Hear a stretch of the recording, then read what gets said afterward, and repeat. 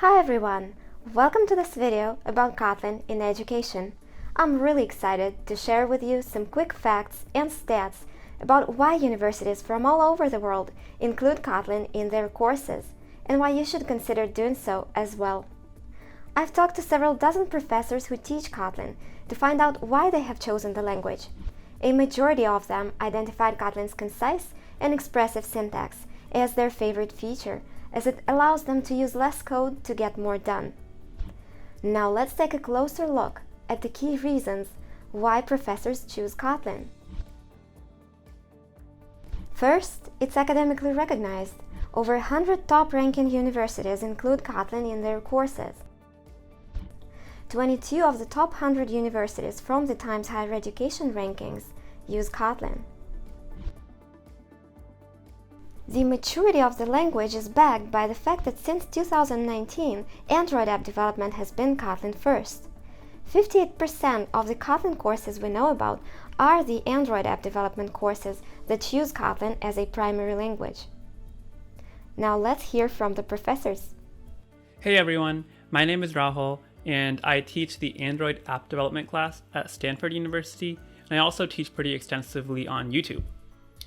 I use Kotlin for everything I teach. I think it makes app development much faster and much easier. And given that it's 100% interoperable with Java and all the Java libraries that have been developed, I think it's a no-brainer that Kotlin is the path forward for Android. My name is Kat Kwan, and I'm a developer advocate at Google.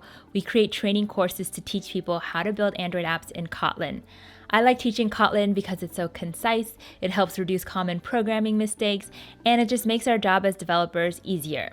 We have switched to Kotlin a few years ago at the App Factory from Java. The amount of code is less using Kotlin compared to Java. The UI that you can build with Kotlin is really crisp. So now is the best time to revamp your Android app development course with Kotlin.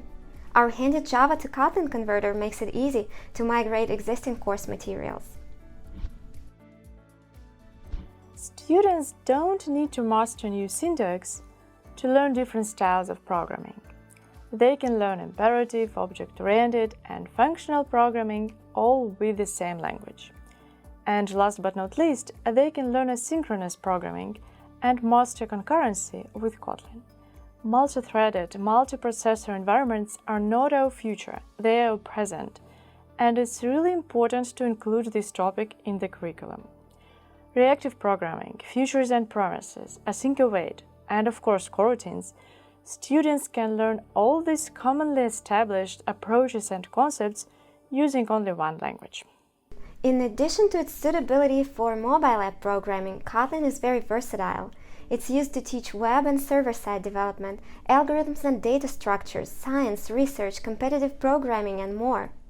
In algorithmic problems, like in competitive programming that I'm related to, sometimes you can just formulate what you are doing in natural language, like in English or in Russian, and then almost literally translate it word by word into Kotlin primitives to receive a one-line chain of Kotlin standard library methods that is doing just exactly what you want it to do, and it's easy to read and to understand and easy to maintain later, so it's just as comfortable as it can be. Here at UFMG, we use Kotlin for a number of things. In particular, I use it for teaching. I like to teach object-oriented programming. We also use Kotlin for research projects. For instance, we are using it right now to design a domain-specific language called Z. I am teaching Kotlin at Moscow Institute for Physics and Technology, and I'm also developing a lot of scientific application in Kotlin, in different flavors of Kotlin, including Kotlin JVM and Kotlin front-end and JavaScript. Kotlin is used by many businesses and organizations of all sizes. More than 5.8 million people have edited Kotlin code in the past 12 months. 70% of the top 1,000 apps in the Play Store use Kotlin. Kotlin is the fourth fastest growing programming language in the world. It's the fourth most loved programming language, and the number of job postings for Kotlin is rapidly increasing. I conducted a survey of Kotlin instructors and found out that feedback from the majority of their students is either positive or really, really positive. Students are happy about producing useful software quickly and about programming in a language they'll use later in their career.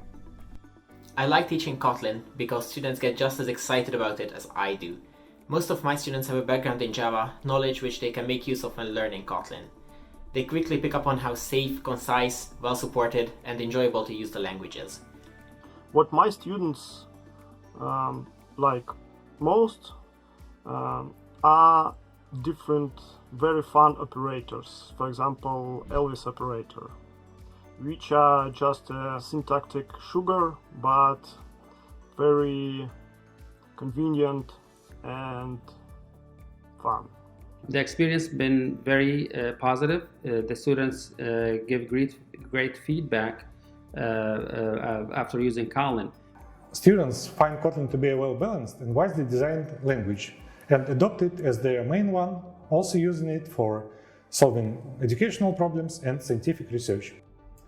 I really like to teach Kotlin because I think it's really fun to work with it, and I think it's also really great to share that fun with the students, especially when I get to see their faces and they go like, "Oh, what?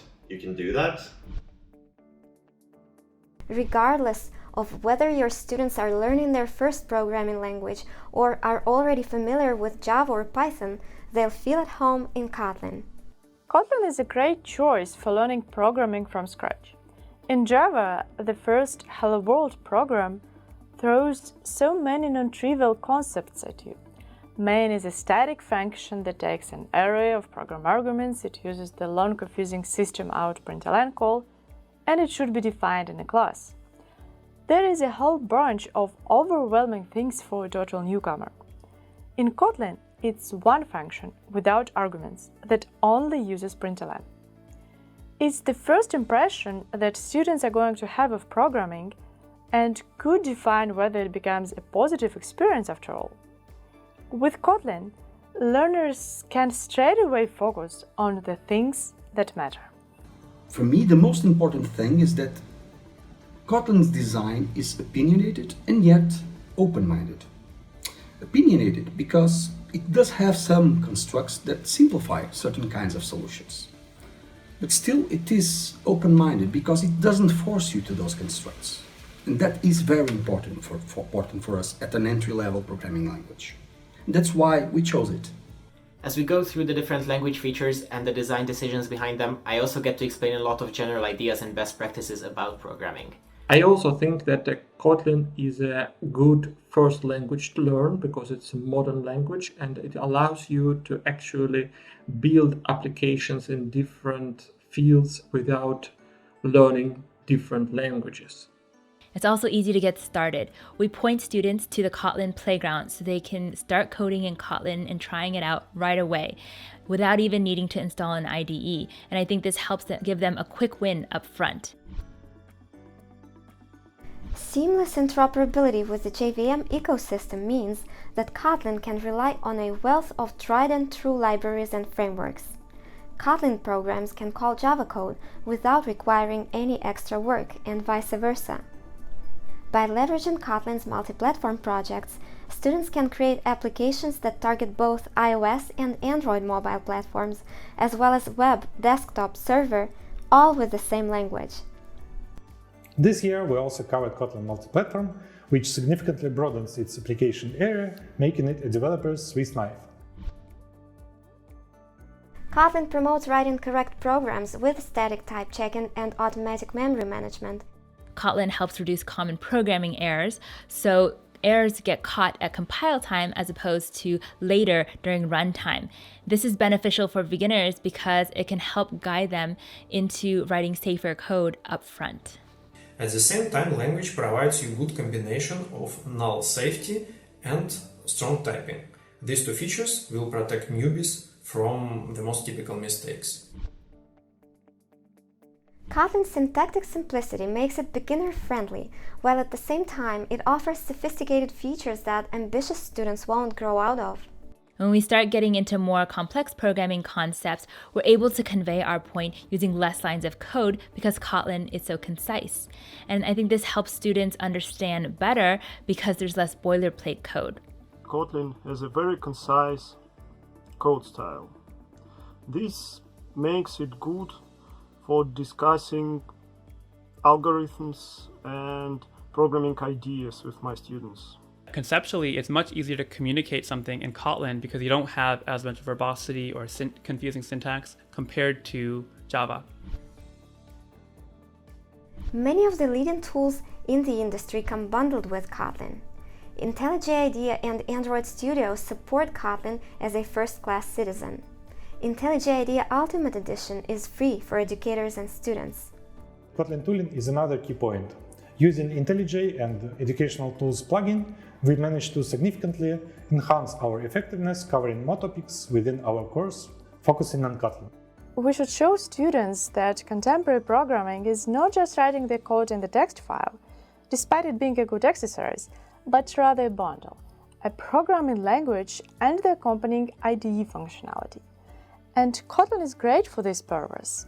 Students can learn it and get used to seeing their IDE experience as an inseparable part of the whole programming experience. If you'd like some inspiration for creating your own courses, you can check out the Kotlin for Java Developers course on Coursera, as well as the course that accompanies the Atomic Kotlin book and covers the fundamentals of the language. You may also want to check out the EduTools plugin. You can create your own courses there and share them with your students. Open source at heart, Kotlin is a free language that is supported by and evolves with the help of its diverse and dynamic community. We've created a dedicated Slack channel where you can share your experience, exchange your ideas, and help us make Kotlin for education better. It's been really a great journey working with Kotlin. I'm on board 100%. My students really enjoy it. I think Kotlin is a really great tool for education. So, Kotlin team, great work. Thank you very much. I'd like to sincerely thank all the professors, in particular for the input they've provided for this video, and for spreading the word out about Kotlin. And thank you all so much for your participation. Let's teach Kotlin.